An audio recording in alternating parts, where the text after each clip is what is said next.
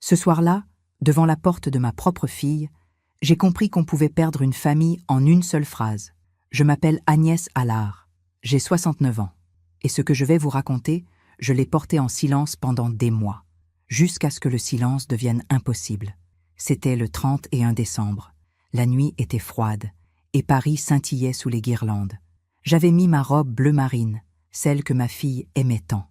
Dans mon sac, une boîte enveloppée de papier doré, un bracelet en argent pour elle. J'avais même apporté une bouteille de champagne millésimée. Je me tenais devant l'appartement du 6e arrondissement. Mon cœur battait fort. Pas de nervosité, d'anticipation. J'allais revoir ma Camille, ma fille unique, celle que j'avais élevée seule après la mort de son père. J'ai sonné. Et là, avant même qu'on ouvre, j'ai entendu une voix stridente traverser la porte. « N'ouvrez pas, cette femme ne fait pas partie de notre famille. » C'était Sylviane, la belle-mère de Camille, la mère de son mari, Édouard. Le silence qui a suivi était pire que les cris. J'ai attendu, 5 secondes, 10, 20. Puis j'ai entendu des pas, légers, hésitants. La porte s'est entr'ouverte, à peine. Camille était là, mon bébé, mais elle ne me regardait pas. Elle fixait le sol, les joues rouges, les mains tremblantes sur la poignée. Derrière elle, je voyais Sylviane, droite, les bras croisés, le menton levé. Elle me fixait avec ce mélange de mépris et de triomphe que seules certaines femmes savent maîtriser. J'ai murmuré « Camille, ma chérie ». Elle n'a rien dit. Alors j'ai compris. Elle avait choisi. J'ai reculé d'un pas. J'ai posé la boîte dorée devant la porte, sans un mot, sans une larme. Pas encore. Je suis partie. Dans l'ascenseur, j'ai serré mon sac contre moi. Et j'ai repensé à cette photo, celle que je garde toujours dans mon portefeuille. Une photo jaunie. Camille avait 5 ans. Elle me tenait la main. On riait. Cette nuit-là, en rentrant chez moi, j'ai sorti cette photo. Je l'ai posée sur la table de la cuisine. Et je me suis demandé, à quel moment ai-je perdu ma fille? Parfois, on fait confiance à ceux qui ne la méritent pas. Et vous? Avez-vous déjà été rejeté par quelqu'un que vous aimiez? Racontez-moi votre histoire dans les commentaires. J'aimerais vous lire. Mais laissez-moi revenir en arrière. Pour que vous compreniez vraiment ce qui s'est passé, il faut que je vous parle de notre histoire, celle de Camille et moi. Quand elle est née, j'avais 26 ans. Son père, Michel, était architecte. Nous habitions un petit appartement près du jardin du Luxembourg. C'était modeste, mais c'était à nous. Je me souviens du parfum de café qui remplissait la cuisine chaque matin. Michel lisait le journal. Camille, dans sa chaise haute, écrasait des morceaux de pain dans ses petites mains. Elle riait. Toujours. C'était une enfant lumineuse. Quand Michel est mort, Camille avait 7 ans, le monde s'est arrêté. Un accident de voiture. Brutal. Définitif. Du jour au lendemain, je me suis retrouvée seule avec une petite fille qui me demandait chaque soir « Maman, quand est-ce que papa revient ?» Je n'avais pas de famille proche, pas de fortune, juste un petit héritage que Michel m'avait laissé, cet appartement du 6e arrondissement, celui-là même où Camille vit aujourd'hui, celui où elle m'a fermé la porte au nez. À l'époque, j'ai tout mis au nom de ma fille, pour qu'elle soit protégée, pour qu'elle ait toujours un toit. C'était ma façon de lui dire « Tu ne seras jamais seule. J'ai travaillé comme secrétaire, puis comptable, puis responsable administrative. Je me levais à 6 heures, je rentrais à 19 heures. Mais chaque soir, je préparais le dîner. Je l'aidais avec ses devoirs. Je la bordais. Les week-ends, on allait se promener au bord de la Seine. On s'asseyait sur les bancs. Elle me parlait de ses rêves. Elle voulait devenir avocate, défendre les gens, faire le bien. Je lui disais « Tu seras brillante, ma chérie. Tu as le cœur de ton père. » Elle me serrait la main. Elle me disait « Mais j'ai ta force, maman. » Ces années-là, malgré la douleur, malgré la fatigue, nous étions ensemble. Camille et moi. Une équipe. Une famille. Quand elle a eu 18 ans, je lui ai offert une chaîne en or avec un petit médaillon. À l'intérieur, j'avais glissé cette photo, celle où elle avait 5 ans, main dans la main avec moi. Elle avait pleuré. Elle m'avait dit « Je ne l'enlèverai jamais, maman, jamais. » Elle l'a portée pendant des années, jusqu'à ce qu'elle rencontre Édouard. Édouard est entré dans notre vie un printemps. Camille avait 28 ans. Elle venait de terminer son master en droit. Elle était rayonnante ce jour-là quand elle me l'a présentée. Nous étions dans un café près de la Sorbonne.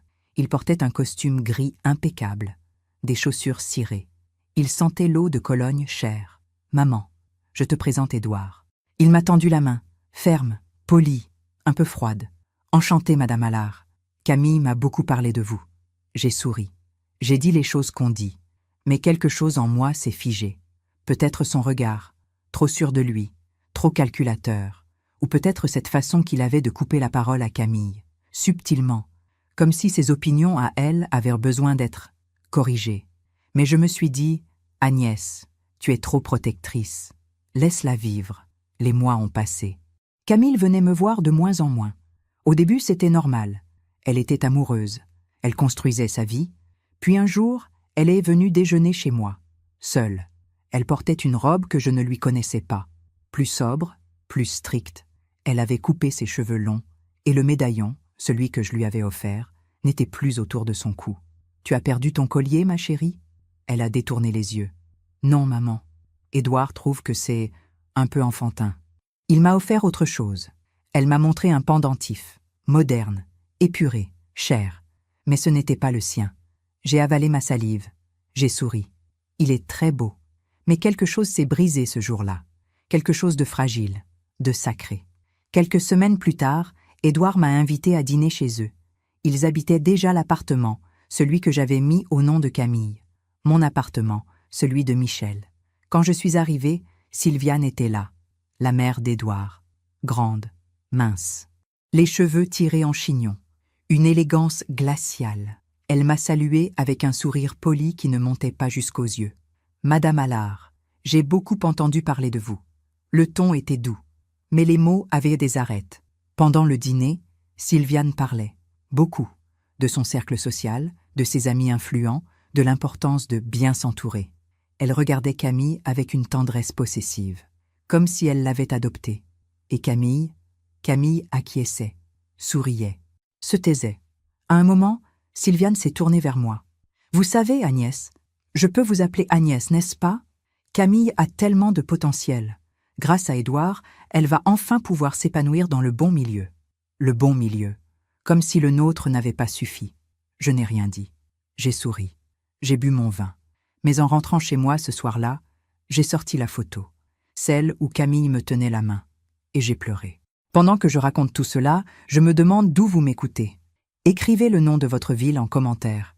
Les mois qui ont suivi, j'ai essayé de me convaincre que tout allait bien. Camille était heureuse. C'était ce qui comptait. N'est-ce pas? Elle m'appelait moins souvent, une fois par semaine, puis une fois toutes les 2 semaines. Nos conversations devenaient courtes, polies, superficielles. « Ça va, maman? »« Oui, ma chérie. Et toi? »« Très bien. Édouard t'embrasse. »« Moi aussi. »« Je t'aime. »« Moi aussi, maman. Je dois y aller. » Et elle raccrochait. Chaque fois, je restais avec le téléphone dans la main, le cœur un peu plus lourd. Mais je me disais, c'est normal. Elle construit sa vie. Tu dois la laisser partir. Un jour, en novembre, je l'ai croisée par hasard rue de Rivoli. Elle sortait d'une boutique de luxe, des sacs à la main. Elle portait un manteau en cachemire beige, des lunettes de soleil malgré le ciel gris. « Camille !» Elle s'est retournée. L'espace d'une seconde, j'ai vu la surprise dans ses yeux, puis quelque chose d'autre, de la gêne peut-être. « Maman, quelle surprise !» Je l'ai serrée dans mes bras. Elle sentait un parfum que je ne connaissais pas, lourd, entêtant. « Tu vas bien, ma chérie? On pourrait déjeuner ensemble, si tu as le temps. » Elle a jeté un coup d'œil à sa montre, une montre que je ne lui avais jamais vue, or et diamant. « J'ai un rendez-vous chez le coiffeur dans 20 minutes. Sylviane m'attend. On se fait faire des mèches ensemble. » Sylviane. Ce prénom revenait de plus en plus souvent dans sa bouche, avec une familiarité qui me brûlait. « Ah, bien sûr. Une autre fois, alors. » Elle a hoché la tête. Elle a souri. Mais ce sourire ne ressemblait plus au sien. « Oui, maman. Une autre fois, je t'appelle. » Elle ne m'a pas appelée. Quelques semaines plus tard, c'était Noël. Camille m'a invitée à déjeuner, chez eux, avec Édouard et Sylviane. J'ai hésité, mais je voulais voir ma fille. Alors j'ai dit oui. J'ai acheté des cadeaux. Pour Camille, un châle en soie qu'elle avait admiré des mois plus tôt. Pour Édouard, une bouteille de cognac. Et pour Sylviane, j'ai choisi une boîte de chocolat fin, élégant, neutre. Quand je suis arrivée, l'appartement était méconnaissable. Tout avait changé. Les meubles que Michel et moi avions achetés, la table en bois massif, le canapé en velours grenat, la bibliothèque qui sentait encore les livres anciens, tout avait disparu. À la place, du mobilier moderne, froid, minimaliste, blanc et gris, impersonnel. C'est différent, ai-je dit en entrant. Sylviane, assise sur le nouveau canapé, a souri. N'est-ce pas? J'ai aidé Camille à tout refaire. Il fallait moderniser. Cet appartement avait besoin de fraîcheur. Cet appartement, mon appartement, celui que j'avais acheté avec Michel, celui que j'avais donné à ma fille pour qu'elle se sente protégée. Camille évitait mon regard. Elle s'affairait en cuisine. « Viens m'aider, maman », a-t-elle dit doucement. Dans la cuisine, je l'ai regardée couper des légumes. Ses gestes étaient précis, mécaniques. « Tu es sûre que ça va, ma chérie ?» Elle a arrêté de couper. Elle a posé le couteau. Et pendant un instant, un tout petit instant, j'ai vu des larmes briller dans ses yeux. « Oui, maman, tout va bien. » Mais sa voix tremblait. J'ai voulu la prendre dans mes bras. Mais Édouard est entré dans la cuisine. « Camille, ma mère te demande. Pour le vin ?» Elle a essuyé ses mains. Elle a souri. Et elle est partie. Édouard est resté. Il m'a regardé. Et il a dit, calmement, « Vous savez, Agnès, Camille est heureuse avec nous. Elle a trouvé sa place. Il ne faut pas la perturber avec trop de nostalgie. » Nostalgie. Comme si l'amour d'une mère était de la nostalgie. J'ai serré les poings dans mes poches. J'ai souri. J'ai dit, « Bien sûr. » Le déjeuner a été long. Insupportable. Sylviane parlait, toujours, de ses projets, de ses amis, de son fils. Elle racontait des anecdotes sur l'enfance d'Édouard, des souvenirs, comme si elle voulait effacer les miens. À un moment, elle a posé sa main sur celle de Camille et a dit « Tu sais, ma chérie, tu es comme la fille que je n'ai jamais eue. » Camille a rougi. Elle a souri. Et moi, assise en face, j'ai senti mon cœur se briser. Quand je suis partie, j'ai embrassé Camille. Elle m'a serré vite, trop vite. « Joyeux Noël, maman. Joyeux Noël, ma chérie. » Dans l'ascenseur, j'ai pleuré. Et en rentrant chez moi, j'ai ouvert mon portefeuille. J'ai sorti la photo. Camille, 5 ans, main dans la main avec moi. Je l'ai regardée longtemps et j'ai murmuré « Où es-tu, mon bébé? Où es-tu parti ?» Mais je savais déjà la réponse. Elle n'était pas partie. On me l'avait prise. Les semaines ont passé, puis les mois. Je continuais ma vie, mon travail, mes routines, mais quelque chose en moi s'était éteint. Chaque soir, en rentrant chez moi, je regardais mon téléphone. J'espérais un message, un appel. Rien. Je me disais, elle est occupée, elle construit sa vie. C'est normal. Mais le silence pesait, lourd, oppressant. Un soir de mars, j'ai décidé d'agir. Je ne pouvais plus attendre. Je suis allée chez elle, sans prévenir, avec une tarte aux pommes, sa préférée, celle que je lui faisais quand elle était petite. J'ai sonné. Camille a ouvert. Elle portait un tablier. Ses cheveux étaient attachés. Elle avait l'air fatiguée. Quand elle m'a vue, son visage s'est figé. « Maman, qu'est-ce que tu fais là?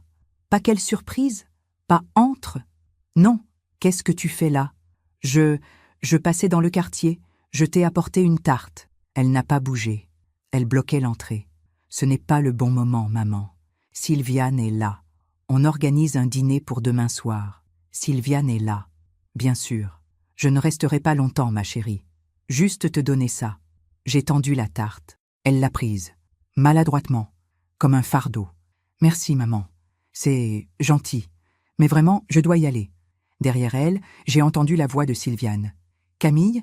Qui est-ce » Camille a pâli. « C'est ma mère. » Un silence. Puis Sylviane est apparue. Elle portait un chemisier en soie crème. Impeccable. Elle m'a regardé de haut en bas, lentement, avec ce sourire qui n'en était pas un. « Agnès, quelle surprise !» Le mot était empoisonné. « Bonjour, Sylviane. » Je ne voulais pas déranger. Je passais juste voir Camille. « Ah? Eh bien, comme vous voyez, nous sommes très occupés. Nous recevons des amis importants demain. Des relations d'Édouard. Vous comprenez? Vous comprenez. Traduisez. Vous n'êtes pas invité. » J'ai hoché la tête. J'ai souri. « Encore. Toujours. Bien sûr. Je vous laisse. Bonne soirée. » Camille n'a rien dit. Elle a juste baissé les yeux. J'ai tourné les talons. J'ai marché jusqu'à l'ascenseur.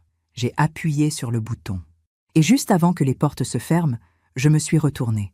Camille me regardait, debout dans l'embrasure, les yeux brillants, mais elle n'a pas bougé. Les portes se sont refermées. Les semaines suivantes, je n'ai plus essayé. Je me suis dit, si elle a besoin de moi, elle appellera. Mais elle n'a pas appelé.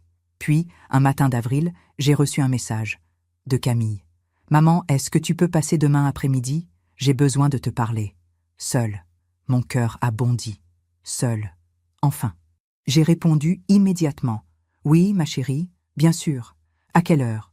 14 heures. Édouard et Sylviane seront sortis. » Le lendemain, je suis arrivée à l'heure. Exactement. Camille a ouvert la porte. Elle portait un pull trop grand. Pas de maquillage. Elle avait les traits tirés. Elle avait maigri. Maman. Elle s'est jetée dans mes bras. Et elle a pleuré. Longuement. Violemment. Je l'ai serrée contre moi. Je lui ai caressé les cheveux. Comme quand elle était petite. « Ma chérie, qu'est-ce qui se passe? Dis-moi. » Elle m'a fait entrer. Nous nous sommes assises dans le salon. Elle tremblait. « Maman, je ne sais pas quoi faire. Raconte-moi. » Elle a pris une grande inspiration. Elle a essuyé ses larmes. Sylviane, elle est partout. Tout le temps. Elle choisit mes vêtements, mes amis, mes sorties. Elle dit que c'est pour mon bien, que je dois apprendre à me tenir dans leur milieu. Elle a craché ses derniers mots. Édouard ne dit rien. Il trouve que sa mère a raison. Il dit que j'étais trop simple, que grâce à elle, je deviens quelqu'un de mieux. Quelqu'un de mieux. Et toi, ma chérie, qu'est-ce que tu ressens? Elle a baissé les yeux. Je me sens disparaître. Ces mots, ces 3 mots, ils m'ont déchiré. Alors pars, reviens à la maison, chez moi. Tu es toujours chez toi. Elle a secoué la tête. Je ne peux pas, maman. Pourquoi? Parce que je l'aime. J'aime Édouard. Et je ne veux pas tout gâcher. Peut-être que j'exagère. Peut-être que c'est moi le problème. Sylviane dit que je suis trop sensible, que je dois apprendre à m'adapter. Sylviane dit, toujours Sylviane. J'ai pris ses mains dans les miennes. Camille, écoute-moi. Tu n'es pas le problème. Tu n'as jamais été le problème. Ce qu'ils te font, ce n'est pas de l'amour, c'est de la manipulation. Elle a retiré ses mains, brusquement. Non, maman, tu ne comprends pas. Tu n'as jamais aimé Édouard. Dès le début, tu l'as jugé. Tu es jalouse. Jalouse. Ce mot, comme une gifle. Camille, tu veux me garder pour toi, mais je ne suis plus une enfant. Je dois grandir, m'émanciper. Sylviane me l'a expliqué. Elle dit que tu es possessive. Les mots de Sylviane, sortis de la bouche de ma fille. J'ai senti quelque chose se briser en moi. Définitivement. Je vois. Je me suis levée. Maman, attends. Non, Camille. Si c'est ce que tu penses, alors je vais partir. Mais sache une chose, je serai toujours là. Toujours. Le jour où tu auras besoin de moi, vraiment besoin, je serai là. Elle pleurait, mais elle ne m'a pas retenue. Je suis partie. Les semaines ont passé. Puis les mois, juin, juillet, août, rien. Pas un appel, pas un message. Puis, fin septembre, j'ai reçu un faire-part. Une enveloppe épaisse, crème, gravée en lettres dorées. Madame Sylviane Mercier et Monsieur Édouard Mercier ont l'honneur de vous inviter au mariage de leur fils avec Mademoiselle Camille Allard. Madame Sylviane Mercier et Monsieur Édouard Mercier. Pas Madame Agnès Allard. Mon nom n'apparaissait nulle part.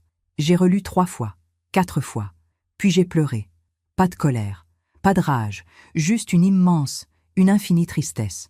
Ma fille allait se marier, et je n'existais pas. J'ai ouvert mon portefeuille, j'ai sorti la photo. Camille, 5 ans. Main dans la main, je l'ai posée sur la table, à côté du faire-part, et j'ai compris. Il ne m'avait pas juste éloigné, il m'avait effacé. Le mariage devait avoir lieu le 15 octobre. J'ai longtemps regardé ce faire-part. Je l'ai relu, encore et encore. Devais-je y aller? Camille ne m'avait pas appelé, pas écrit. Mais c'était ma fille, mon unique enfant. Comment pouvais-je manquer son mariage? J'ai acheté une robe, bleu nuit, élégante, sobre. J'ai fait faire un brushing. J'ai acheté un cadeau, un service en porcelaine de Limoges, délicat, précieux. Le matin du 15 octobre, je me suis préparée avec soin. J'ai mis du parfum, celui que Camille aimait quand elle était petite, celui qui sentait la rose et le jasmin. J'ai pris la photo, celle du portefeuille, et je l'ai glissée dans mon sac, pour me donner du courage. Puis, je suis partie. L'église était magnifique, Saint-Sulpice, immense, majestueuse.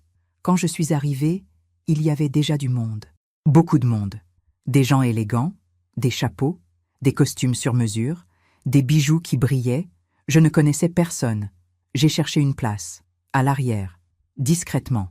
Mais une femme, une amie de Sylviane, je suppose, m'a regardée avec curiosité. « Vous êtes… de quel côté ?» J'ai hésité. « Je suis… la mère de la mariée. » Elle a froncé les sourcils. « Ah, étrange. On m'avait dit que… » Elle s'est tue. Elle m'a regardé encore. Puis, elle s'est éloignée. J'ai compris. Sylviane avait raconté quelque chose, sur moi, quelque chose qui me rendait indésirable. J'ai serré mon sac. J'ai inspiré profondément. Tu es là pour Camille, seulement pour elle. La musique a commencé. L'orgue, puissant, solennel. Tout le monde s'est levé. Et Camille est apparue. Elle était belle, si belle. Sa robe était en dentelle ivoire, longue, majestueuse. Ses cheveux étaient relevés en un chignon compliqué. Elle portait un diadème. Mais ce qui m'a brisé le cœur, c'est qu'elle ne souriait pas. Elle avançait, lentement, mécaniquement. Et à son bras, il n'y avait pas de père, pas d'oncle. Il y avait Sylviane. Sylviane, vêtue d'une robe crème ornée de perles, élégante, triomphante. C'était elle qui conduisait Camille à l'hôtel. Elle, pas moi. J'ai senti mes jambes trembler. J'ai dû m'asseoir. Autour de moi, les gens chuchotaient. C'est touchant, n'est-ce pas? Sylviane est comme une mère pour elle. Oui, j'ai entendu dire que la vraie mère était absente. Absente. J'étais là, à 10 mètres, mais j'étais absente. Camille est passée devant moi. Elle regardait droit devant elle. Elle ne m'a pas vue. Ou peut-être qu'elle a choisi de ne pas me voir. J'ai pleuré, silencieusement. Les larmes coulaient sans bruit. La cérémonie a été longue, interminable. Le prêtre a parlé d'amour, de famille, d'union. Édouard et Camille ont échangé leurs vœux, leurs alliances. Ils se sont embrassés. Tout le monde a applaudi. Moi, je suis restée assise, immobile. Puis ils sont sortis, bras dessus, bras dessous, souriants. Sylviane marchait juste derrière eux, comme une reine. Je suis sortie la dernière. La réception avait lieu dans un hôtel particulier du 7e arrondissement. Luxueux, imposant. Je suis entrée, discrètement. Je cherchais Camille, mais partout où j'allais, les gens me regardaient, avec curiosité, avec gêne. Personne ne me parlait. J'ai trouvé ma place. À une table au fond, loin de la table d'honneur. À côté de moi, une vieille dame que je ne connaissais pas. Elle m'a souri poliment. « Vous êtes de la famille ? Je suis la mère de Camille. » Elle a écarquillé les yeux. « Oh, on m'avait dit que… » Encore cette phrase inachevée. « Qu'on vous avait dit quoi ?» Elle a hésité. Puis, avec une sorte de pitié maladroite, elle a murmuré qu'elle avait perdu sa mère très jeune et que Sylviane l'avait pratiquement élevée. J'ai senti le sol se dérober sous mes pieds. Perdu sa mère. Sylviane avait raconté que j'étais morte, ou pire, que je n'existais pas. J'ai bu mon verre de vin d'un trait, puis un autre. Les discours ont commencé. Le père d'Édouard a parlé, puis Édouard lui-même, puis Sylviane s'est levée. Elle portait un micro, elle souriait, radieuse. Mes chers amis, ma chère famille, ce jour est un jour de joie immense pour moi. Elle a posé sa main sur l'épaule de Camille. Camille est entrée dans ma vie comme un rayon de soleil, une jeune femme perdue, fragile, qui avait besoin d'être guidée. Perdue, fragile. Et aujourd'hui, regardez-la. Elle est devenue une femme accomplie, grâce à l'amour d'Édouard et grâce à notre famille. Notre famille. Elle a levé son verre. À Camille, ma fille de cœur. Tout le monde a applaudi. Tout le monde a levé son verre. Camille souriait, mais ses yeux étaient vides. J'ai regardé autour de moi. Personne ne semblait choqué. Personne ne se demandait où était la vraie mère. Parce que pour eux, elle était là. Sylviane. Moi, j'étais un fantôme. Après le dîner, j'ai essayé d'approcher Camille. Elle était entourée d'invités, de compliments, de rires. Camille, elle s'est retournée. Elle m'a vue. Et pendant une seule seconde, j'ai vu de la panique dans ses yeux. Maman. Mais avant qu'elle puisse dire autre chose, Sylviane est apparue, comme par magie. Agnès, quelle surprise de vous voir ici. Le ton était froid. acérée. Je suis la mère de la mariée. Où vouliez-vous que je sois? Eh bien, nous pensions que, compte tenu de la situation, vous auriez compris qu'il valait mieux rester discrète. Discrète. Quelle situation? Sylviane m'a regardé droit dans les yeux. Camille ne vous l'a pas dit? Elle préférait que vous ne veniez pas, pour éviter les malaises. J'ai regardé ma fille. Camille était blanche. Elle tremblait. C'est vrai, Camille? Elle a ouvert la bouche, mais aucun son n'est sorti. Sylviane a souri. Un sourire glacial. Vous voyez? Elle ne peut même pas vous le dire en face. Mais c'est la vérité. Vous l'étouffez, Agnès. Vous l'avez toujours étouffée. Elle a besoin d'espace, de liberté. Les mots me transperçaient, un à un. Camille, dis quelque chose. Camille pleurait, silencieusement. Mais elle n'a rien dit. Édouard s'est approché. Il a pris Camille par l'épaule. Je pense qu'il vaut mieux que vous partiez, Agnès. Vous perturbez tout le monde. Vous perturbez. Autour de nous, les gens s'étaient tus. Ils regardaient. Ils écoutaient. J'ai regardé ma fille une dernière fois. Camille, si tu as besoin de moi, n'importe quand, je serai là. Elle a hoché la tête, à peine. Puis, j'ai tourné les talons. J'ai traversé la salle, toute la salle, sous les regards, sous les murmures. Et je suis partie. Dans le taxi qui me ramenait chez moi, j'ai sorti la photo de mon sac. Camille, 5 ans, main dans la main avec moi. Je l'ai regardée longtemps. Puis j'ai murmuré « Je t'ai perdu, mon bébé, je t'ai perdu ». Mais au fond de moi, quelque chose commençait à changer. Ce n'était plus de la tristesse, c'était de la colère, une colère froide, lucide. Parce que cette nuit-là, j'ai compris une chose. Sylviane ne s'était pas contentée de m'éloigner de ma fille. Elle avait volé ma place. Elle avait volé mon histoire. Elle avait volé ma vie. Et je ne pouvais plus rester silencieuse. Les jours qui ont suivi le mariage ont été les plus sombres de ma vie. Je ne dormais plus. Je ne mangeais presque plus. Je restais assise dans mon appartement à regarder cette photo. Camille, à 5 ans. Ma petite fille.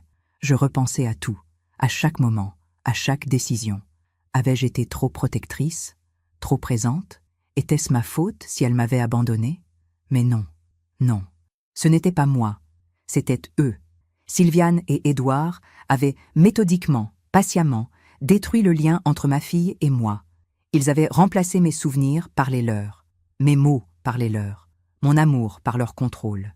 Et Camille, ma pauvre Camille, elle ne voyait même plus qu'elle était prisonnière. Un matin, 3 semaines après le mariage, j'ai pris une décision. J'allais me battre, pas avec violence, pas avec rage, mais avec la vérité. J'ai commencé par fouiller dans mes affaires, toutes mes affaires, les cartons au fond du placard, les vieilles boîtes, les albums photos. J'ai retrouvé tout ce qui prouvait mon existence dans la vie de Camille, les photos de nous deux, des centaines. Camille bébé dans mes bras, Camille à 3 ans sur mes genoux, Camille à 10 ans en colonie de vacances. Elle m'avait écrit une lettre chaque jour. « Maman, tu me manques, je t'aime fort. » Les bulletins scolaires, tous, avec mes annotations dans la marge. « Bravo, ma chérie, continue comme ça. » Les dessins qu'elle m'avait offerts, celui où elle avait écrit en lettres maladroites « Pour maman, la plus belle du monde. » Les cartes de fête des mères, des dizaines. « Maman, tu es mon héroïne. » Les billets de spectacle scolaire, les diplômes, les photos de nous au jardin du Luxembourg, à la mer, à Noël. Tout. J'ai tout étalé sur la table de la cuisine. Et j'ai pleuré.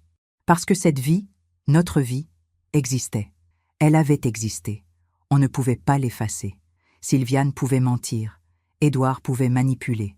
Mais la vérité était là. Physique, réelle. J'ai décidé de tout numériser, de tout scanner, pour que rien ne se perde. Puis j'ai écrit une lettre, une longue lettre, à Camille. J'ai mis des heures à la rédiger. J'ai recommencé 10 fois, 20 fois. Je voulais qu'elle soit parfaite, ni accusatrice, ni suppliante, juste, vraie. Ma chérie, je t'écris ces mots avec le cœur lourd, mais aussi avec un immense espoir. Je sais que ces derniers mois ont été difficiles, pour toi comme pour moi. Je sais que tu as dû faire des choix, et je respecte ta vie. Je respecte ton mariage, mais je veux que tu saches quelque chose que personne ne pourra jamais t'enlever. Tu as été aimé.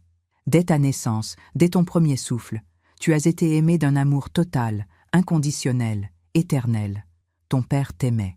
Il est mort quand tu avais 7 ans, mais avant cela, il te chantait des berceuses, il te portait sur ses épaules, il te lisait des histoires. Et moi, j'ai tout donné pour toi. Pas parce que c'était un sacrifice, mais parce que c'était une joie, ma plus grande joie. Je me suis levée chaque matin pour toi, j'ai travaillé pour toi, j'ai ri avec toi, j'ai pleuré avec toi, j'ai mis cet appartement à ton nom pour que tu sois protégé, pour que tu aies toujours un toit, une sécurité. Je ne te demande rien en retour, je ne te reproche rien, mais je veux que tu saches, si un jour tu te sens perdu, si un jour tu as besoin de retrouver qui tu es vraiment, je serai là, toujours. Je joins à cette lettre des photos, de nous, de notre vie, pour que tu te souviennes, pas pour te faire du mal, juste pour te rappeler. Tu n'es pas seul, tu n'as jamais été seul. Je t'aime, ma chérie, depuis toujours, pour toujours. Maman, j'ai imprimé une 20aine de photos, les plus belles, les plus émouvantes. Je les ai glissées dans une enveloppe, avec la lettre. Puis je suis allée poster le tout. 2 jours plus tard, mon téléphone a sonné. C'était Camille. Mon cœur a bondi. Camille. Sa voix était froide, tremblante, mais froide. Maman, pourquoi tu m'as envoyé ça? Parce que je voulais que tu te souviennes. De nous, de ce qu'on a vécu. Tu essaies de me manipuler. Manipuler. Non, ma chérie. Je veux juste... Sylviane avait raison. Tu ne supportes pas que j'aie ma propre vie. Tu veux me culpabiliser, me faire revenir en arrière. Sylviane avait raison. Ces mots. Encore. Camille, écoute-moi. Ce n'est pas de la manipulation. C'est notre histoire. Notre vraie histoire. Notre histoire? Elle a ri. Un rire amer. Tu veux dire ton histoire, celle que tu t'es racontée pendant des années. Mais moi, j'ai grandi, maman. J'ai évolué. Et tu refuses de l'accepter. Camille, arrête, s'il te plaît. Arrête de m'appeler, arrête de m'écrire. J'ai besoin d'espace. Ma chérie, je t'en supplie. Non. Et elle a raccroché. Je suis restée là, le téléphone dans la main. Sonné. Vide. J'ai rappelé. 1 fois, 2 fois, 10 fois. Elle n'a pas décroché. Le lendemain, j'ai reçu un message. D'Édouard. Madame Allard, je vous prie de cesser de harceler mon épouse. Si vous continuez, nous serons contraints de prendre des mesures légales. Cordialement. Harceler. Mesures légales. J'ai relu le message. Encore et encore. Comment en étais-je arrivée là? Comment une mère qui aimait sa fille était-elle devenue une harceleuse? Les semaines ont passé. J'ai essayé de me concentrer sur mon travail, sur ma vie, mais je n'y arrivais pas. Je pensais à Camille, jour et nuit. Était-elle heureuse? Était-elle libre? Ou était-elle juste prisonnière? Puis, un jour de novembre, j'ai pris une décision radicale. J'allais chez elle, une dernière fois, pour lui parler, pour la regarder dans les yeux, parce que je devais savoir. Je suis arrivée un après-midi. Il pleuvait, une pluie fine, froide, qui collait aux vêtements. J'ai sonné. Personne n'a répondu. J'ai sonné encore, puis la porte s'est ouverte, brutalement. C'était Édouard. Il ne souriait pas. « Qu'est-ce que vous faites là? Je veux voir ma fille. Elle ne veut pas vous voir. Laissez-la me le dire elle-même. Elle me l'a déjà dit. Partez. » Non. J'ai essayé d'entrer, de le pousser. Doucement. Mais il a bloqué la porte. « Vous n'avez rien à faire ici, Agnès. Cet appartement appartient à ma femme. Et elle ne veut pas de vous ici. Cet appartement appartient à ma femme. Mon appartement. Celui que j'avais acheté avec Michel. Celui que j'avais donné à Camille. Je veux juste lui parler. 5 minutes. Non. Derrière lui, j'ai aperçu Sylviane, assise dans le canapé. Elle buvait du thé, tranquillement. Elle m'a regardée et elle a souri. Un sourire de victoire. « Camille !» j'ai crié. « Camille, s'il te plaît !» Édouard a refermé la porte, violemment. Je suis restée là, sous la pluie, à frapper contre la porte. « Camille, ma chérie, s'il te plaît !» Rien. Puis une voisine est sortie. Elle m'a regardée avec pitié. « Madame, vous devriez partir. C'est ma fille. Elle est là-dedans. Je sais. Mais vous ne pouvez pas rester ici. » J'ai compris. J'ai baissé les bras et je suis partie. Cette nuit-là, dans mon appartement vide, j'ai sorti la photo une dernière fois. Camille, 5 ans, main dans la main. Je l'ai regardée longtemps, très longtemps. Puis j'ai pris une décision. Je ne pouvais plus me battre. J'avais tout essayé. Les lettres, les appels, les visites, rien. Camille avait fait son choix. Je devais accepter. Je devais lâcher prise, même si ça me tuait. Les mois suivants ont été un brouillard. Je continuais à vivre, mécaniquement, mais je n'étais plus vraiment là. Noël est passé, seul. Le Nouvel An est passé, seul. Puis un jour, fin décembre, presque un an après le mariage, j'ai reçu une invitation. Une enveloppe épaisse, crème, gravée. Vous êtes invité au réveillon du Nouvel An chez Monsieur et Madame Mercier, chez Édouard et Camille. J'ai relu 3 fois. Pourquoi m'invitait-il? Après tout ce temps, après tout ce qui s'était passé, j'ai hésité longtemps. Puis je me suis dit, c'est peut-être un signe, peut-être que Camille veut faire la paix. Alors j'ai dit oui. Le soir du 31 décembre, je me suis préparée avec soin. J'ai mis ma robe bleu marine, celle que Camille aimait. J'ai pris un cadeau, un bracelet en argent pour elle, et une bouteille de champagne. J'ai glissé la photo dans mon sac, pour me donner du courage. Puis je suis partie. Mon cœur battait fort, d'espoir, de peur, de tout. Je suis arrivée devant l'appartement. Mon appartement. J'ai pris une grande inspiration. Puis j'ai sonné. Et là, j'ai entendu cette voix, stridente, haineuse. « N'ouvrez pas, cette femme ne fait pas partie de notre famille. » La porte s'est entr'ouverte. Camille était là, les yeux baissés. Derrière elle, Sylviane, triomphante. Et j'ai compris. Ce n'était pas une invitation. C'était un piège, un dernier coup de poignard, pour me montrer que je n'avais plus ma place, nulle part.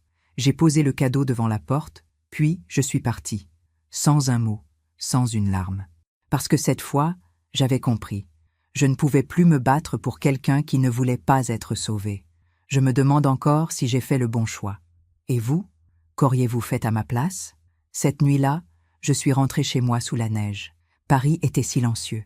Les rues brillaient sous les guirlandes. Partout, on entendait des rires, de la musique, des fêtes. Moi, je marchais. Seule, complètement seule. Arrivée dans mon appartement, j'ai enlevé mon manteau. Ma robe bleu marine était trempée, mes chaussures aussi. Je me suis assise à la table de la cuisine.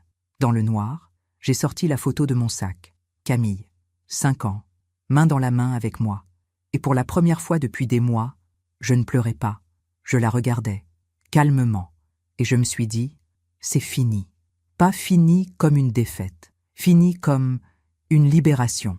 J'ai passé la nuit à réfléchir, à tout, à ces dernières années, à Sylviane, à Édouard, à Camille, et surtout à moi. Pendant tout ce temps, j'avais supplié, j'avais pleuré, j'avais essayé de me battre. Mais je m'étais battue contre quoi, exactement? Contre Sylviane? Non. Sylviane n'était qu'une manipulatrice, une femme vide qui volait la vie des autres parce qu'elle n'avait pas de vie à elle. Contre Édouard? Non plus. Édouard n'était qu'un fils soumis, un homme faible qui laissait sa mère dicter sa vie. Contre Camille? Non, jamais. Camille était une victime, comme moi. Mais contrairement à moi, elle ne le voyait pas encore, et je ne pouvais pas la forcer à voir. Cette nuit-là, j'ai compris quelque chose de fondamental. Je ne pouvais pas sauver ma fille. Seule elle pouvait se sauver. Mon rôle n'était pas de me battre, ni de supplier, ni de forcer. Mon rôle était d'exister, d'être là, et d'attendre, parce que tôt ou tard, la vérité finit toujours par apparaître. Le lendemain matin, le 1er janvier, je me suis réveillée avec une clarté étrange, un calme. J'ai pris une douche, je me suis habillée, j'ai bu un café, puis j'ai ouvert mon ordinateur et j'ai commencé à chercher. Pas des photos, pas des souvenirs, non. J'ai cherché des informations sur mes droits, sur l'appartement, parce qu'une chose m'était revenue en mémoire pendant la nuit. Cet appartement, celui où vivaient Camille, Édouard et Sylviane, était à mon nom. Légalement, il m'appartenait encore. Quand j'avais mis l'appartement au nom de Camille, j'avais fait une donation. Mais cette donation comportait une clause. Une clause que mon notaire m'avait conseillée à l'époque. Une clause de réserve d'usufruit. Cela signifiait que Camille était propriétaire, oui, mais que j'avais le droit de vivre dans cet appartement, ou de le louer, ou même de récupérer la pleine propriété sous certaines conditions. Je ne m'en étais jamais servi. Je n'y avais même jamais pensé, parce que je faisais confiance à ma fille. Mais aujourd'hui, ma fille n'était plus ma fille. Aujourd'hui, cet appartement abritait des gens qui m'avaient humiliée, effacée, détruite, et je ne pouvais plus laisser faire. J'ai appelé mon notaire, Maître Blanchard, un homme de 70 ans, précis, rigoureux. Agnès, bonne année. Bonne année, maître. J'ai besoin de vous parler, rapidement. Bien sûr. Quand voulez-vous passer? Aujourd'hui, si c'est possible. Il a hésité. C'est le 1er janvier, Agnès. Je sais, mais c'est important. Il a entendu quelque chose dans ma voix. D'accord. Venez à 15 heures. Cet après-midi-là, je suis allé dans son cabinet, rue de Rivoli. Maître Blanchard m'a reçu dans son bureau. Chaleureux, boiserie, livres partout. Alors, Agnès, que se passe-t-il? Je lui ai tout raconté. Sylviane, Édouard, Camille, le mariage, l'humiliation, le réveillon. Il m'a écouté sans m'interrompre. Puis il a soupiré.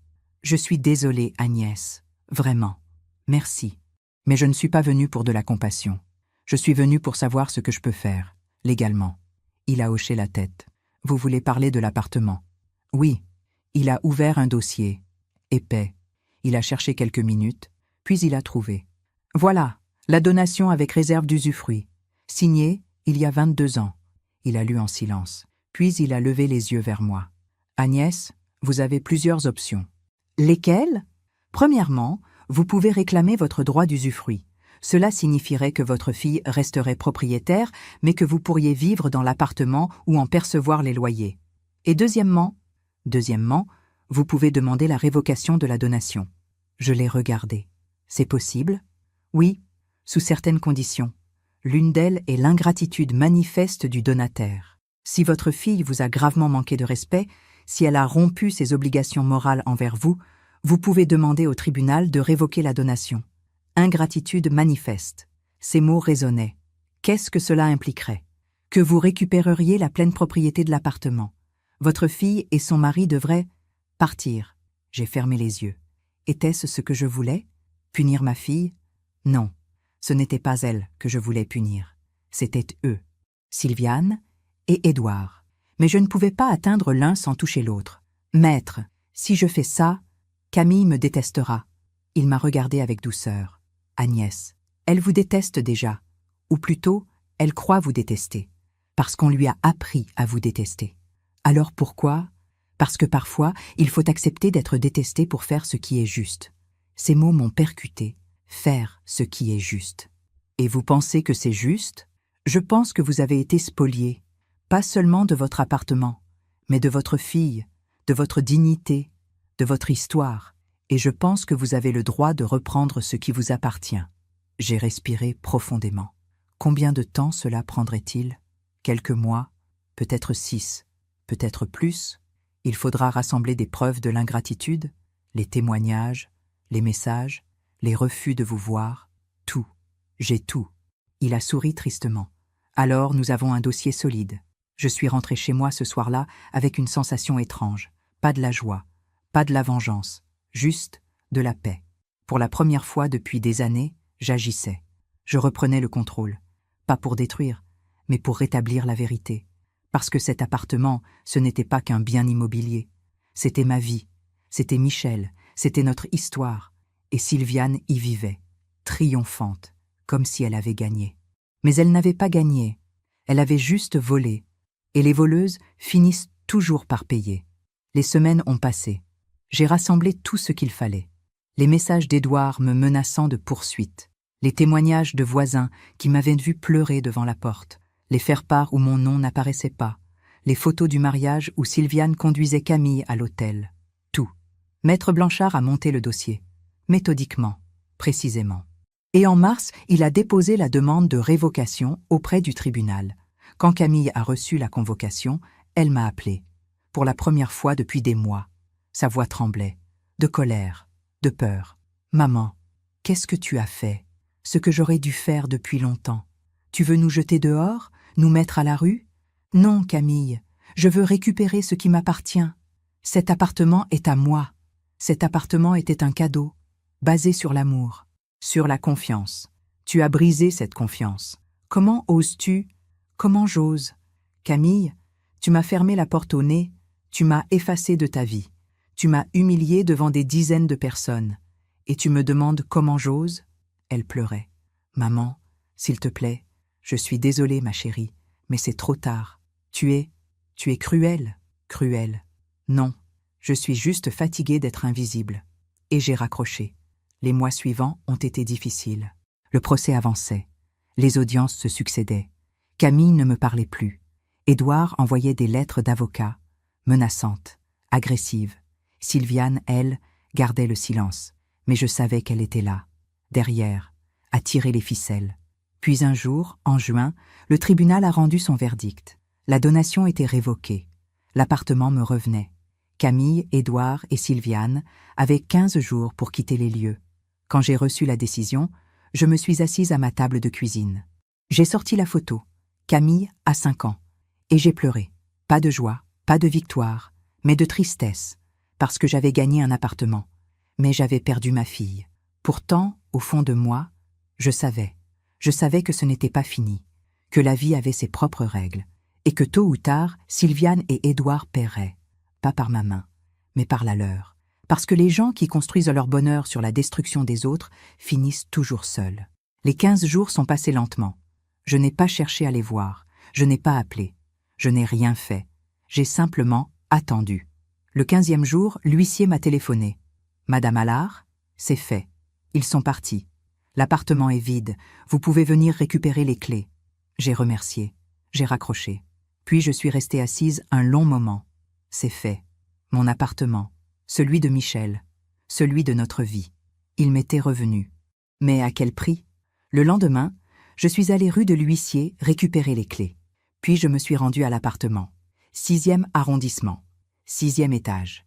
La porte bleue que je connaissais par cœur. J'ai glissé la clé dans la serrure. Ma main tremblait. J'ai ouvert et je suis entrée. L'appartement était vide, complètement vide.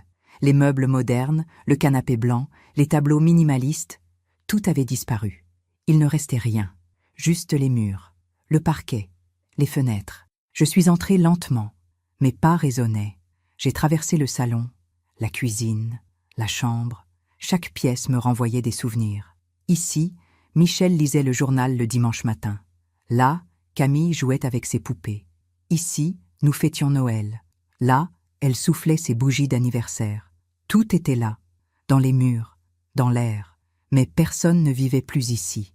Je me suis assise par terre, dans le salon vide, et j'ai sorti la photo de mon sac. Camille, 5 ans. Je l'ai regardée longuement, puis j'ai murmuré « On est rentrés à la maison, ma chérie ». Les semaines suivantes, j'ai commencé à réaménager l'appartement. Doucement, sans précipitation. J'ai racheté quelques meubles, simples, confortables. J'ai remis des rideaux, des tapis, des photos, pas pour effacer Camille.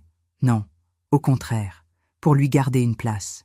J'ai laissé sa chambre intacte, vide mais prête, au cas où un jour elle reviendrait.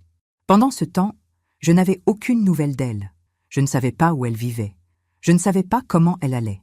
Édouard avait changé de numéro. Camille aussi. Ils avaient coupé tous les ponts. Mais je ne cherchais pas à les retrouver. Parce que je savais que la vie ferait son travail. 3 mois ont passé. Un matin de septembre, j'étais dans un café près de Saint-Germain-des-Prés. Je lisais un journal. Et là, j'ai aperçu quelqu'un. Sylviane. Elle était assise à une table, seule. Elle buvait un café. Elle regardait par la fenêtre. Mais ce qui m'a frappé, c'est son apparence. Elle avait vieilli. Beaucoup. Ses cheveux étaient ternes. Son visage était creusé. Elle portait un manteau qui avait l'air usé. Plus rien à voir avec la femme élégante et triomphante que j'avais connue. Elle m'a vue. Nos regards se sont croisés. Pendant une seconde, j'ai vu de la panique dans ses yeux. Puis de la honte. Elle a détourné les yeux. Rapidement. Et elle est partie, précipitamment, en laissant de l'argent sur la table. Je ne l'ai pas suivie. Je suis restée assise. Et je me suis demandé, que s'est-il passé? Quelques jours plus tard, j'ai eu une réponse.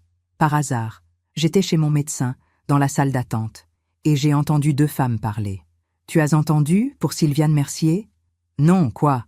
Apparemment, son fils a divorcé. » Mon cœur s'est arrêté. Divorcé. Vraiment? Pourquoi? Il paraît qu'il a rencontré quelqu'un d'autre, une femme plus jeune. Il a tout plaqué du jour au lendemain. Sylviane est dévastée. Elle vivait à travers ce couple. Et maintenant? Et la femme? Comment elle s'appelle déjà?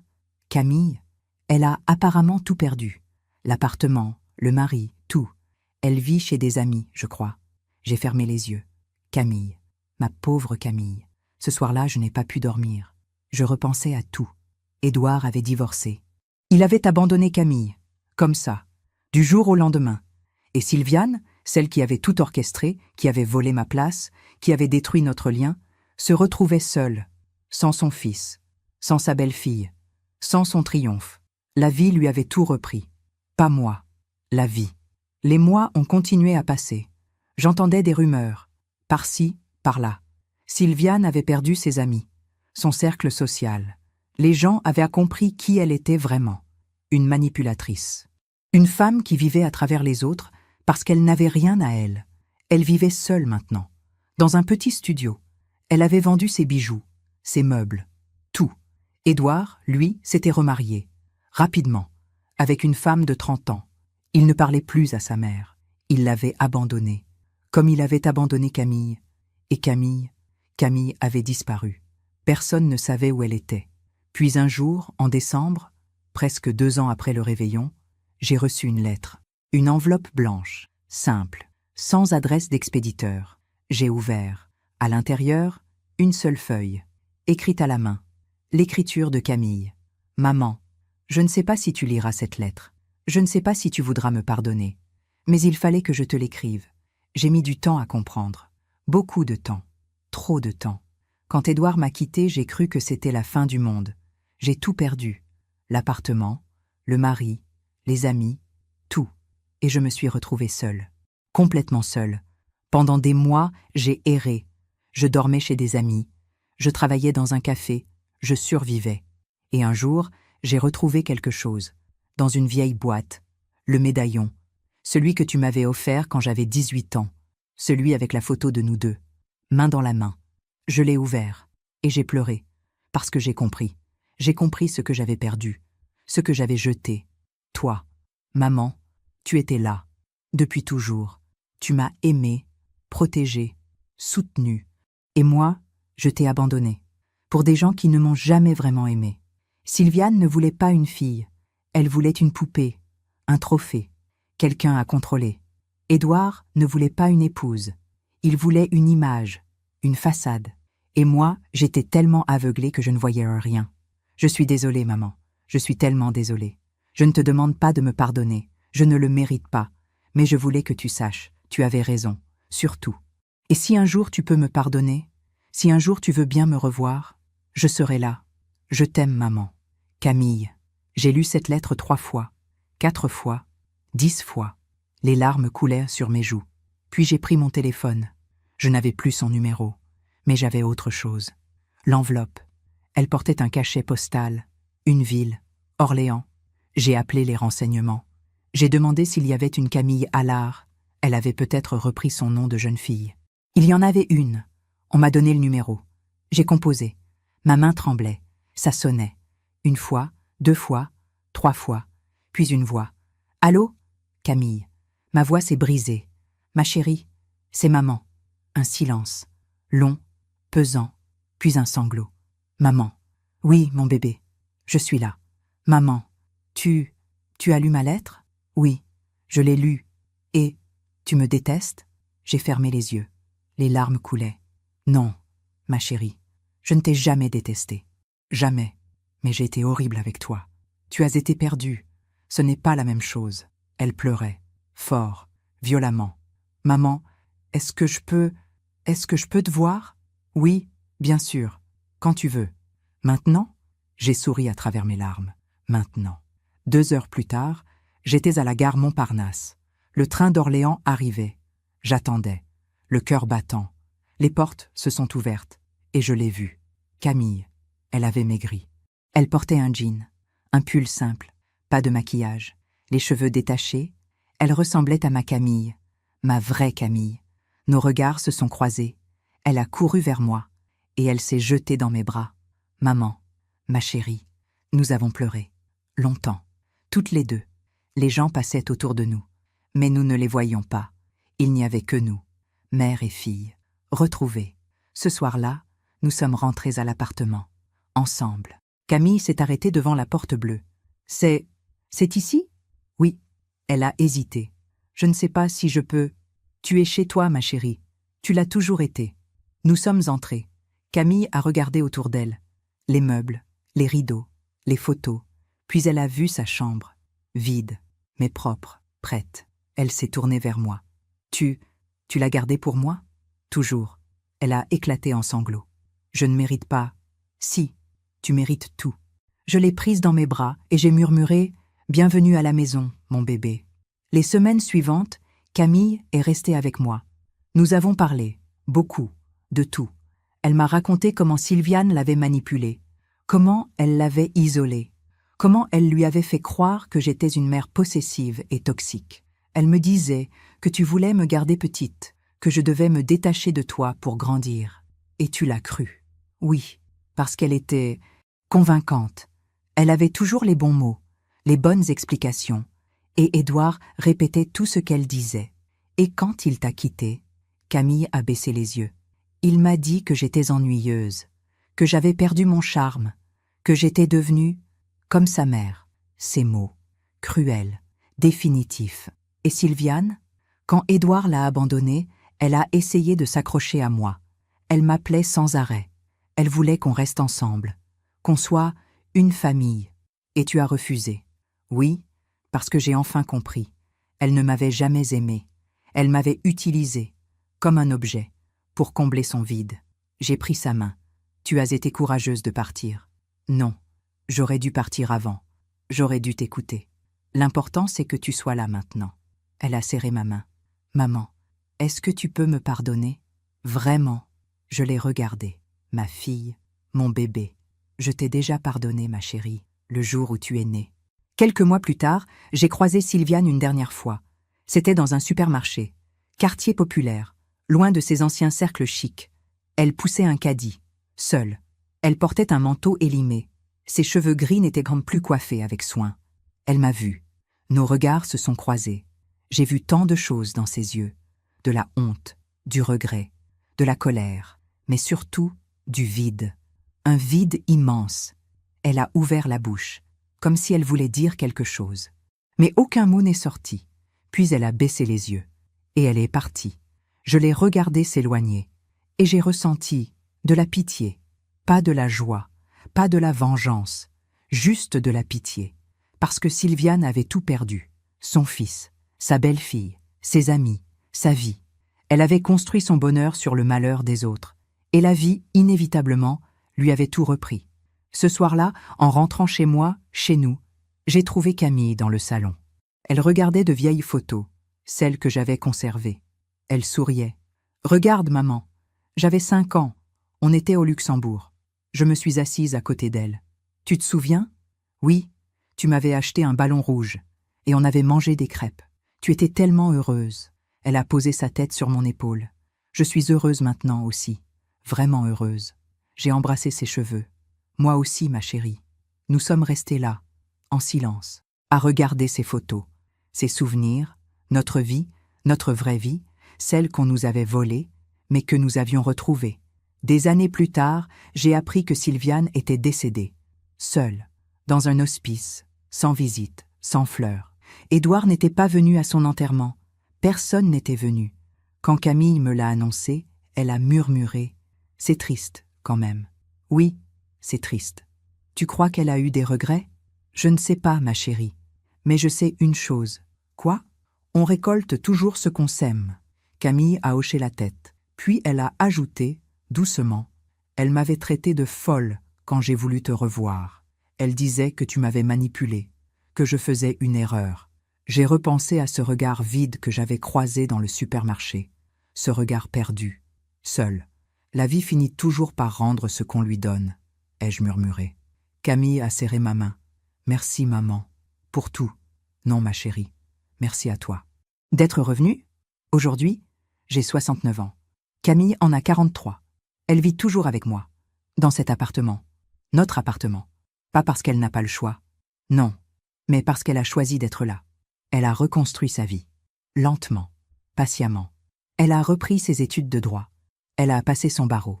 Aujourd'hui, elle est avocate. Elle défend les femmes. Les femmes victimes de violences psychologiques, de manipulation, d'emprise. Ah, c'est ma façon de réparer, m'a-t-elle dit un jour. Tu n'as rien à réparer, ma chérie. Si, maman, pas envers toi, envers moi. Je l'ai regardée, et j'ai compris. Elle avait besoin de transformer sa douleur en quelque chose de beau, de donner un sens à ce qu'elle avait vécu. Et c'est exactement ce qu'elle fait. Nous avons nos routines maintenant. Le matin, nous prenons le petit déjeuner ensemble. Café et tartines, comme avant, comme quand elle était petite. Le week-end, nous allons nous promener au jardin du Luxembourg. Nous nous asseyons sur les mêmes bancs. Nous regardons les enfants jouer. Parfois, Camille me raconte ses affaires, ses clientes, leurs histoires, des femmes qui ont été manipulées, isolées, effacées, comme elle. Tu sais ce qui me frappe le plus, maman? Quoi, ma chérie? C'est que toutes ces femmes pensent que c'est de leur faute. Elles se sentent coupables, stupides, comme toi. Oui, comme moi. Elle a soupiré. Mais ce n'est jamais de leur faute. Jamais. Les manipulateurs sont des experts. Ils savent exactement quoi dire, quoi faire, comment isoler, comment contrôler. Et toi, tu les aides à voir ça. J'essaie. Parce que si j'avais eu quelqu'un pour me l'expliquer à l'époque, peut-être que j'aurais compris plus tôt. J'ai pris sa main. Tu l'as compris au bon moment, le moment où tu étais prête. Elle a souri. Tu as toujours les bons mots, maman. L'année dernière, nous avons fait quelque chose de spécial. Nous avons organisé une exposition, ici, dans l'appartement. Une exposition de photos, nos photos, celles de notre vie. Camille bébé, Camille enfant, Camille adolescente, Michel et moi, notre mariage, nos premiers pas dans cet appartement, toute notre histoire. Nous avons invité des amis, des collègues de Camille, des voisins, et chacun pouvait voir, cette femme, moi, avait existé. Cette famille avait existé. On ne nous avait pas effacés. Ce jour-là, Camille a fait un discours, court, simple, mais puissant. Pendant longtemps, j'ai cru que mon histoire commençait quand j'ai rencontré Édouard, que ma vraie vie commençait à ce moment-là. Elle a regardé autour d'elle, les photos, les visages. Mais j'avais tort. Mon histoire a commencé ici, dans cet appartement, avec ma mère et mon père. Elle s'est tournée vers moi. Ses yeux brillaient. Maman m'a tout donné. Son amour, son temps, sa vie. Et pendant des années, j'ai oublié. J'ai jeté tout ça. Elle a essuyé une larme. Mais elle n'a jamais oublié. Elle a gardé ses photos, ses souvenirs, cette porte ouverte. Sa voix tremblait. Et aujourd'hui, je suis là. Non pas parce que j'ai tout perdu, mais parce que j'ai retrouvé ce qui comptait vraiment. Elle a levé son verre, à ma mère, à ma vraie famille. Tout le monde a applaudi. Moi, j'ai pleuré. Des larmes de joie, de soulagement, de paix. Parfois, Camille me demande « Maman, tu regrettes d'avoir intenté ce procès, de nous avoir mis dehors ?» Je réfléchis toujours avant de répondre. Non, je ne regrette pas. Même si ça m'a fait mal, même si ça t'a fait mal, parce que c'était le seul moyen de te réveiller. Elle hoche la tête. Tu as raison. Si tu n'avais rien fait, je serais peut-être encore là-bas, prisonnière, sans même le savoir. Ou pire, Édouard t'aurait quitté de toute façon. Mais tu te serais retrouvée seule, sans appartement, sans moi. Oui, elle se tait un instant, puis elle ajoute « Tu sais ce que Sylviane m'a dit à la fin, juste avant qu'on parte ?» Non, elle m'a dit « Tu vas le regretter. Ta mère ne te pardonnera jamais. Elle est rancunière, cruelle. Et tu l'as cru ? Sur le moment, oui. Je pensais que tu allais me rejeter, que tu allais te venger. Mais je ne l'ai pas fait. Non, tu m'as accueilli, tu m'as aimé, comme si rien ne s'était passé. Parce que tu es ma fille, et qu'une mère aime toujours, même quand ça fait mal. Elle pose sa tête sur mon épaule. Je ne serai jamais assez reconnaissante. Tu n'as pas à l'être. C'est comme ça l'amour. Il ne demande rien en retour. Il y a quelques mois, Camille a rencontré quelqu'un. Un homme, doux, respectueux, gentil. Il s'appelle Thomas. Il est professeur de littérature. Il aime les livres, les longues discussions, les promenades. Il ressemble à Michel. Pas physiquement, mais dans son cœur. La première fois qu'il est venu dîner ici, j'ai observé comment il regardait Camille, avec tendresse, avec respect, pas comme un objet, pas comme un trophée, comme une personne. Après le dîner, Camille m'a demandé « Alors, qu'est-ce que tu en penses ?» « Je pense qu'il est bien. » « Juste bien ?» J'ai souri. Je pense qu'il te regarde comme tu mérites d'être regardé. Elle a rougi. C'est différent avec lui. Il ne cherche pas à me changer. Il m'écoute. Il me respecte. C'est ça, l'amour. Oui, elle a hésité. Puis elle a ajouté « Tu sais, il m'a demandé en mariage. » Mon cœur s'est serré. Pas de peur, d'espoir. Et qu'est-ce que tu as répondu? Je lui ai dit que j'avais besoin de temps, que je voulais être sûre. C'est sage. Mais je crois que je vais dire oui. J'ai pris sa main. Alors je serai là, à tes côtés. Elle a souri. Je sais, maman, je sais. Le mariage aura lieu au printemps. Ici, à Paris, dans une petite église près du Luxembourg. Ce ne sera pas grandiose. Pas de centaines d'invités. Pas de décorum. Juste nous, la famille, les amis proches. Et cette fois, c'est moi qui conduirai Camille à l'hôtel. Moi, sa mère, celle qu'il a toujours aimée, celle qui sera toujours là. Hier soir, nous étions assises toutes les deux dans le salon. Camille feuilletait un vieil album photo. Elle s'est arrêtée sur une page. « Regarde, maman. » C'était la photo, celle que je gardais dans mon portefeuille pendant toutes ces années. Camille a 5 ans, main dans la main avec moi. Tu la gardais toujours sur toi, n'est-ce pas? Oui, même quand je t'ai rejetée, surtout quand tu m'as rejetée. Elle a touché la photo, doucement. Pourquoi? Parce que j'avais besoin de me souvenir que tu avais été cette petite fille, que tu m'avais aimée, que ce qu'on avait vécu était réel.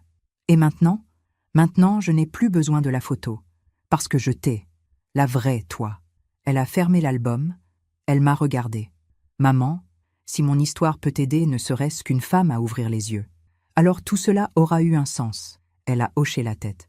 Oui, ce que j'ai appris à travers tout cela, que l'amour ne suffit pas toujours, qu'il faut aussi du courage, de la lucidité, de la force, que parfois, aimer quelqu'un, c'est accepter de le perdre, pour qu'il puisse se retrouver, que la manipulation est insidieuse, qu'elle s'installe doucement, qu'elle transforme les victimes en bourreaux d'elles-mêmes, que la justice existe, pas toujours immédiate, pas toujours spectaculaire, mais elle existe. Les gens qui construisent leur vie sur le mensonge finissent toujours seuls. Les gens qui aiment avec égoïsme finissent toujours vides. Et les gens qui donnent sans compter finissent toujours riches. Pas d'argent, pas de biens, mais de ce qui compte vraiment. L'amour, la famille, la paix. Aujourd'hui, quand je regarde Camille, je vois une femme forte, accomplie, libre. Elle a survécu, elle a guéri, elle a grandi. Et moi, je suis fière, pas parce qu'elle m'est revenue, mais parce qu'elle s'est retrouvée. Il y a quelques jours, nous étions au Luxembourg, assises sur notre banc. Une jeune femme s'est approchée. Elle avait l'air perdue, triste. Camille lui a souri. « Vous allez bien ?» La femme a hésité, puis elle a secoué la tête. « Non, pas vraiment. Vous voulez en parler ?» Et là, cette femme s'est assise, et elle a raconté son mari, sa belle-mère, l'isolation, le contrôle, la manipulation. Exactement ce que Camille avait vécu. Camille l'a écoutée, attentivement, avec empathie. Puis elle a dit « Vous n'êtes pas seule, et ce n'est pas de votre faute. » La femme a pleuré. Camille lui a donné sa carte. « Appelez-moi, je suis avocate, je peux vous aider. » La femme l'a remerciée, encore et encore. Puis elle est partie. Camille s'est tournée vers moi. « Tu vois, maman, c'est pour ça que je fais ce métier. Pour ces femmes. Je sais, ma chérie. Et c'est grâce à toi. » « Non, c'est grâce à toi. » Elle a souri. « On forme une bonne équipe, toutes les deux, la meilleure. » Ce soir, en rentrant, j'ai ouvert mon portefeuille. La photo est toujours là. Camille a 5 ans. Mais maintenant, il y en a une autre à côté. Une photo récente, prise le mois dernier. Camille et moi, devant l'appartement, souriante, main dans la main, comme avant, comme toujours. Si vous m'écoutez aujourd'hui, si vous avez suivi mon histoire jusqu'au bout, je veux que vous reteniez une chose. Les tempêtes passent, toujours. Les manipulateurs tombent, toujours. Et l'amour, le vrai amour, celui qui ne demande rien, qui attend patiemment, qui pardonne infiniment, cet amour-là gagne, toujours. Peut-être pas aujourd'hui, peut-être pas demain, mais un jour. Alors si vous êtes une mère qui a perdu sa fille, si vous êtes une fille qui a perdu sa mère, si vous êtes prisonnière d'une relation toxique, si vous avez l'impression d'avoir tout perdu, sachez ceci, il n'est jamais trop tard pour ouvrir les yeux, pour dire non, pour rentrer à la maison. Moi, Agnès Allard, j'ai 69 ans. J'ai perdu ma fille pendant 3 ans, mais je l'ai retrouvée. Et aujourd'hui, nous vivons la vie que nous méritions depuis toujours. Une vie simple, vraie, pleine d'amour. Et si mon histoire aide ne serait-ce qu'une femme à ouvrir les yeux, alors tout cela aura eu un sens. Merci de m'avoir écouté jusqu'au bout. Si cette histoire a touché votre cœur, abonnez-vous et activez la cloche pour entendre d'autres femmes qui ont transformé la douleur en sagesse. Chaque jour, une femme, une leçon de vie. Partagez cette histoire avec quelqu'un que vous aimez. Parfois, une histoire change toute une journée. Que Dieu vous bénisse et à très bientôt.